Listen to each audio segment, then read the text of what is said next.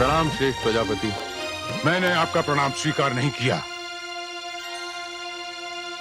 मुझे खेद है कि मैं विलंब से आया, जिसके कारण आप रुष्ट हैं। मैं क्षमा प्रार्थी हूं। आप श्रेष्ठ हैं, प्रजापति हैं, मानव कल्याण के लिए धरती पर उतरे हैं। कृपया मेरा प्रणाम स्वीकार कीजिए। मैं तो काशी नगरी को विद्वानों की नगरी समझता था।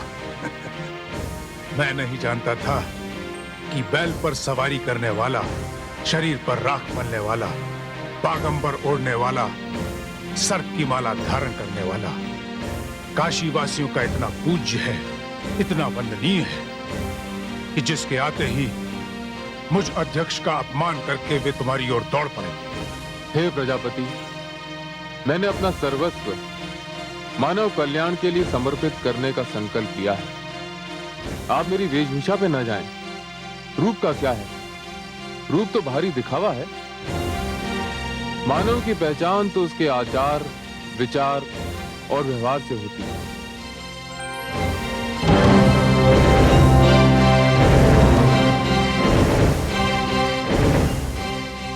तो तुम मुझे आचार विचार का पाठ पढ़ाने आए हो। मैं देख रहा हूं, जैसी तुम्हारी वेशभूषा है, जैसा तुम्हारा रूप, वैसा ही तुम्हारा व्यवहार भी है। तुम्हें इस सामान्य शिष्टाचार का भी ज्ञान नहीं कि अध्यक्ष द्वारा स्थान ग्रहण कर लेने के पश्चात सभा में आना सभा की कार्यवाही में विघ्न डालने के समान। मेरी धृष्टता को क्षमा करें श्रेष्ठ प्रजापति। भगवान शिव तो इस नगरी के अधिष्ठाता हैं, वे इस नगरी के स्वामी हैं। तभी तो कहते हैं कि काशी शंकर भगवान के त्रिशूल पर बसी हुई है। मैं तो क्षेत्र में नाम मात्र का प्रजापति हूँ। ये नगरी तो भगवान विश्वनाथ की नगरी है। भूलिए मत प्रजापति त्रिभुवन। श्रेष्ठ प्रजापति दक्ष का शुभ आगमन यहाँ आपके निमंत्रण पर हुआ है। बंद करो अपनी ये चिकनी चुपड़ी बातें।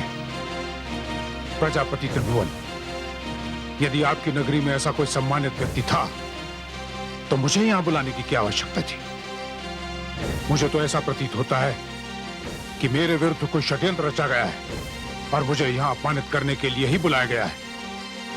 आमंत्रित करने वालों का उद्देश्य मुझे नीचा दिखा नहीं था। नहीं प्रजापति, आप ऐसा न सोचें। विद्वानों के लिए नगरी पलकें बिछाती है। श्रेष्ठ जनों का जो मान सम्मान यहाँ हुआ है, वे उसे कभी नहीं भूलते। मैं भी नहीं भूल पाऊंगा यहाँ का अपमान। जैसे तुम, वैसी तुम्हारी ये नगरी और वैसे ही इस नगरी के लोग। पिताश्री, ये लोग अपनी भूल के लिए आपसे क्षमा मांग रहे हैं। नहीं पुत्री, मैं इन्हें क्षमा नहीं करूंगा। ये कोई श्रेष्ठ लोग नहीं है, मुझसे छोटे हैं, रूप और गुण में बहुत ही छोटे। चलो पुत्री। नहीं, ऐसा अनर्थ मत कीजिए प्रजापति। अभी अभी आपने स्वयं की श्रेष्ठता स्वीकार की है। श्रेष्ठ लोग तो छोटों को क्षमा करते ही रहते हैं। मैं तुम जैसे अशिष्ट असभ्य छोटे लोगों के साथ वार्तालाप करके अपनी वाणी को अपवित्र नहीं करना चाहता। बस प्रजापति बस, अब आप एक शब्द भी ना बोलें। आप शिव की नगरी में आकर शिव का अपमान कर रहे हैं।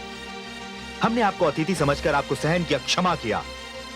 अब आप स्वयं सोचें और विचार करें कि आचार विचार और व्यवहार में कौन छोटा है और कौन बड़ा। प्रलाप बंद करो त्रिभुवन। मैं अभी इसी क्षण इस सभा को त्याग करके जा रहा हूं। चलो पुत्री।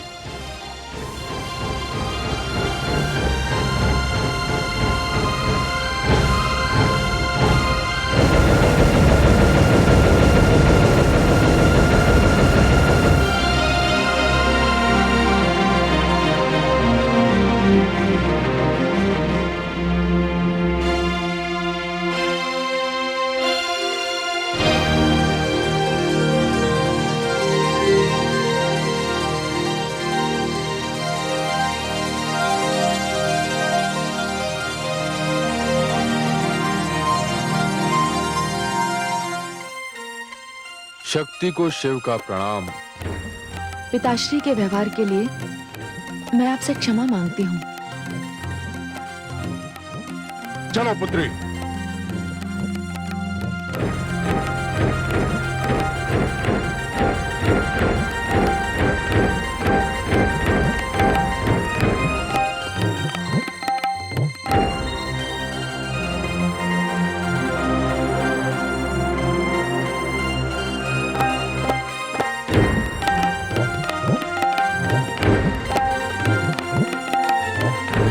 दीजिए प्रभु। इसमें क्षमा की क्या बात?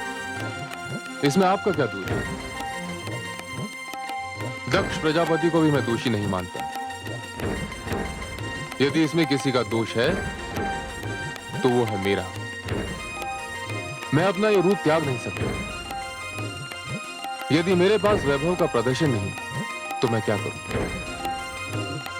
आप धन्य हैं प्रभु, इतने सरल हैं आप, इसीलिए आप शिव हैं।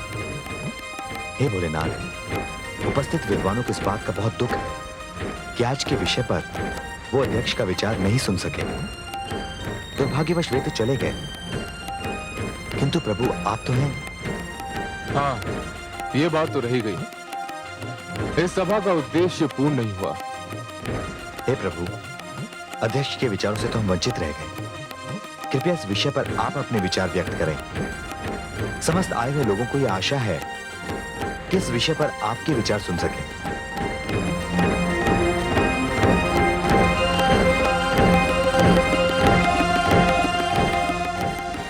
अपना स्थान ग्रहण करें।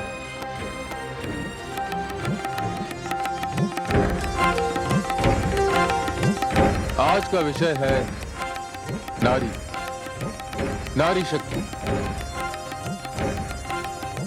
संसार की सबसे बड़ी पीड़ा प्रसव पीड़ा, जिसे नारी हंसते हंसते झेलती है, इसीलिए तो वो माता कहलाती है। ब्रह्मा की भांति अपनी संतान का सृजन करती है, विष्णु की भांति अपनी संतान का लालन पालन करती है, अपनी संतान के शत्रुओं के लिए महेश बनकर उनका संहार भी करती है, इसीलिए तो वो शक्ति कहलाती है। धरती के बिना आकाश सूना है, लहरों के बिना सागर सूना है, और नारी के बिना सब कुछ सूना है। नारी ब्रह्मा की शक्ति है। सच पूछे तो मैं स्वयं शिव, शक्ति के बिना शिव नहीं, केवल शव। अभिनंदन। बोलो भगवान शिव की, बोलो भगवान शिव की। मेरे साथ बोलो, शक्ति की, नारी की, नारी शक्ति की। हे आदिशक्ति, मुझे प्रजापति दक्ष के व्यवहार से बड़ा दुख पहुंचा है। आपने प्रकृति और पुरुष की जो व्याख्या की है, उस पर तो प्रजापति दक्ष खरे नहीं उतरे। उनमें जितनी मात्रा ज्ञान की है, उतनी ही मात्रा क्रोध की है, और ये क्रोध अहंकार का परिणाम है। हे आदिशक्ति, इससे तो गौरी के मार्ग में बाधाएं उत्पन्न हो सकती हैं। हे देवी, अभी अभी तो मानव की रचना हुई है।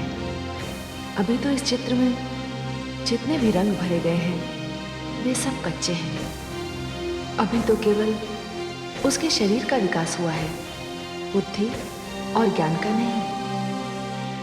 अभी तो संबंधों और भावनाओं की परिभाषा भी वो नहीं जानता। भावनाओं का आदर, एक दूसरे के लिए त्याग, परिस्थितियों से जूझना, बाधाओं से लड़ना, अभी तो कुछ भी नहीं सीखा है उसने। अभी वो अधूरा है। अभी प्रेम और तपस्या का जन्म भी नहीं हुआ उसके हृदय में। अभी तो इस स्वर्ण को अग्नि में तपकर कुंदन होना है। किंतु ये सब होगा कैसे आदिशक्ति? हे देवी, मैंने जोड़ों की जो प्रथा आरंभ की है, उसमें मैंने दिन के साथ रात्रि, पीड़ा के साथ औषधि, विष के साथ अमृत, समस्या के साथ समाधान और प्रश्न के साथ उत्तर भी बनाए हैं। और सत्य तो ये है कि गौरी का जन्म इसी उद्देश्य की पूर्ति के लिए हुआ है। वही परिस्थितियों से जूझना सिखाएगी, वही संबंधों और भावनाओं की परिभाषा समझाएगी, वही इस बिखरे हुए जीवन को संवारेगी, वही इस बेरंग दृश्य में रंग भरेगी, वही इस जीवन का अर्थ भी बताएगी। और इस रण क्षेत्र में वो अकेली नहीं है। एक ओर हमारी गौरी है तो दूसरी ओर हमारे शिव है। और शिव का अर्थ है मंगल करने वाला। किंतु हे मां शक्ति, प्रजापति दक्ष उन्हें मंगल करने का अवसर दे तब ना। हे देवी, गौरी और शिव के मार्ग की बाधा तो संसार की कोई भी शक्ति नहीं बन सकती। किंतु हे मां शक्ति, इन परिस्थितियों में हमारी गौरी का क्या होगा?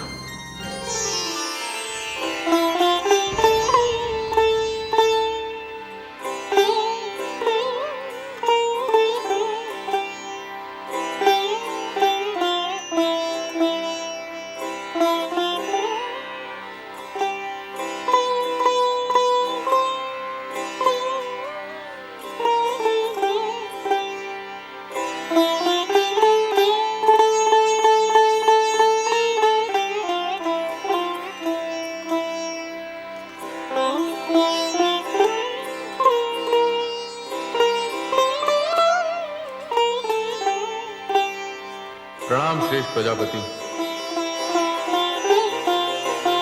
मुझे खेद है कि मैं विलंब से आया, जिसके कारण आप रुष्ट हुए। मैं क्षमा प्रार्थी हूं।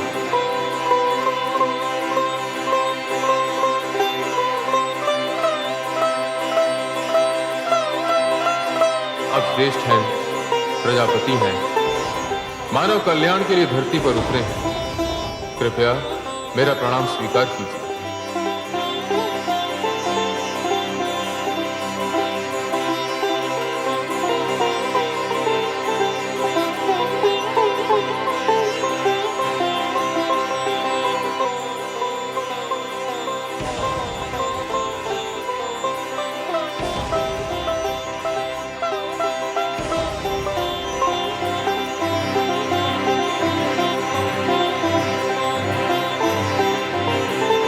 शक्ति को शिव का प्रणाम।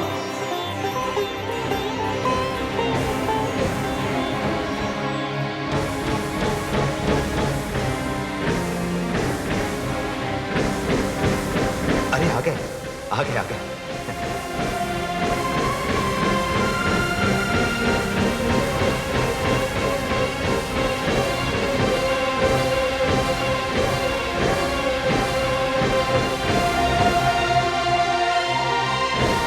मेरी वेशभूषा पे न जाएं। रूप का क्या है? रूप तो भारी दिखावा है। मानव की पहचान तो उसके आचार, विचार और व्यवहार से होती है।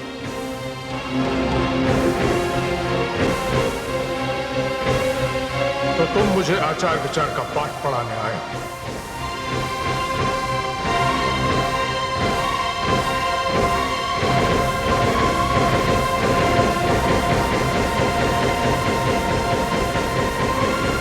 बस प्रजापति, बस।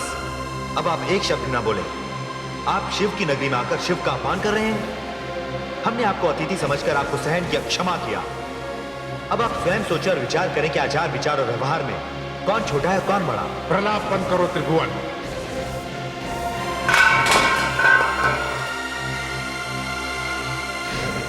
ये कैसी ध्वनि?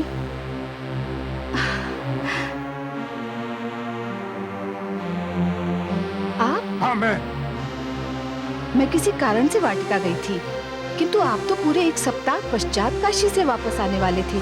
अचानक ऐसा क्या हो गया? आप वापस क्यों आ गए? मत पूछो देवी, वहां पर मेरे साथ क्या हुआ। आप अशांत लग रहे हैं। अवश्य वहाँ कुछ घटा होगा।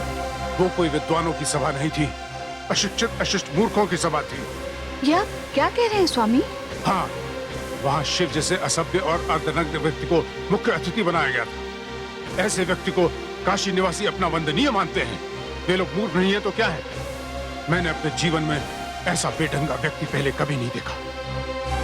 किंतु वह हुआ क्या स्वामी? उनका निमंत्रण स्वीकार करना मेरी भूल थी और उस भूल का मुझे प्रायश्चित करना पड़ा। उन लोगों ने मुझे वहां बुलाकर मेरा अपमान किया, घोर अपमान। उस अपमान को मैं जीवन भर नहीं भुला पाऊंगा। देवी, अब इस विषय में मैं कोई और बात नहीं करना चाहता। मैं एकांत चाहता हूं, एकांत चाहता हूं मैं।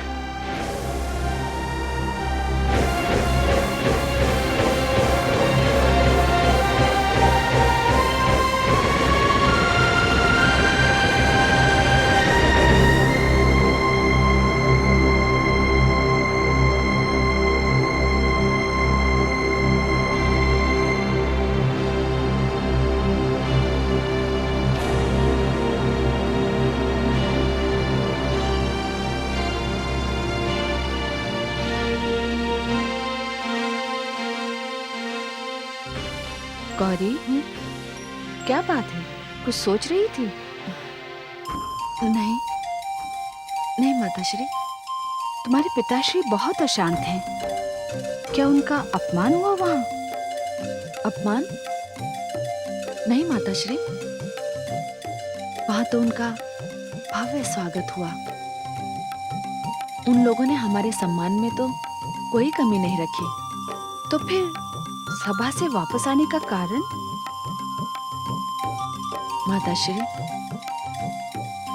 सभा के विशेष अतिथि भगवान शिव थे।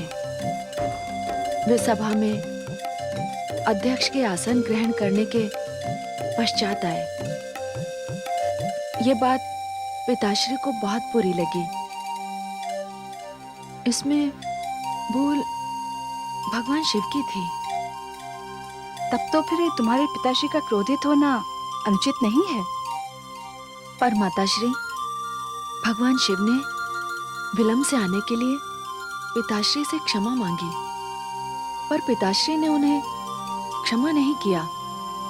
यहाँ तक कि उन्होंने भगवान शिव का प्रणाम भी स्वीकार नहीं किया। क्या? हाँ माताश्री, भगवान शिव ने अपने विशाल हृदय का परिचय दिया, किंतु पिताश्री ने अपने हृदय की विशालता का परिचय नहीं दिया। उन्होंने तो बारंबार भगवान शिव का अपमान किया। पर माताश्री, भगवान शिव की सरलता, उनकी नम्रता, उनकी शालीनता और उनका भोलापन तो बस देखते ही बनता था। इतना अपमान सहने पर भी उनके माथे पर बल नहीं पड़ा। उनके अधरों की मुस्कान नहीं गई। उनका वो मन भावन रूप देखकर तो मैं मंत्रमुग्ध हो गई। मैं उनके समक्ष नतमस्तक हो गई माताश्री। अच्छा? हाँ माताश्री, सचमुच ऐसा ही हुआ। भगवान शिव के व्यक्तित्व को देखकर मैंने जाना कि शिवम में सत्यम और सुंदरम का मेल कैसा होता है।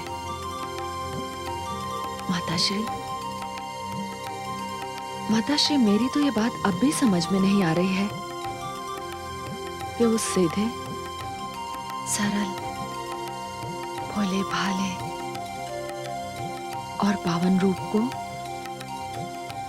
पिताश्री जैसा विद्वान व्यक्ति इतना छोटा कैसे समझ सकता है। माताश्री, पिताश्री ने तो प्रथम दृष्टि में ही उन्हें अस्वीकार कर दिया। इतना ही नहीं, उन्होंने भगवान शिव को बैल की सवारी करने वाला, शरीर पर राख मलने वाला, बागंबर ओढ़ने वाला, सर्प की माला धारण करने वाला, ये सब कहकर उनका अपमान किया।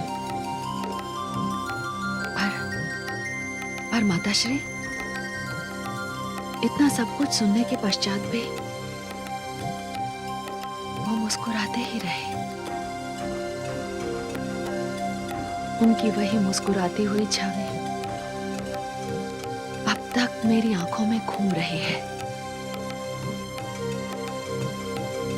मैंने तो पिताश्री की ओर से उनसे क्षमा भी मांगी, किंतु मुझे ऐसा लगता है जैसे मेरी क्षमा उनके अपमान से बहुत छोटी है माताश्री, बहुत छोटी है।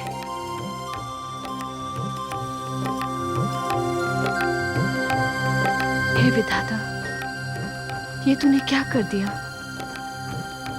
वो काशी से जिसके लिए अपने हृदय में इतनी घृणा लेकर आए हैं, उसके लिए पुत्री के मन में इतना प्रेम उमड़ आया है। पिता और पुत्री दोनों ही हठी हैं। यदि इन दोनों का हट एक दूसरे से टकरा गया तो न जाने क्या होगा।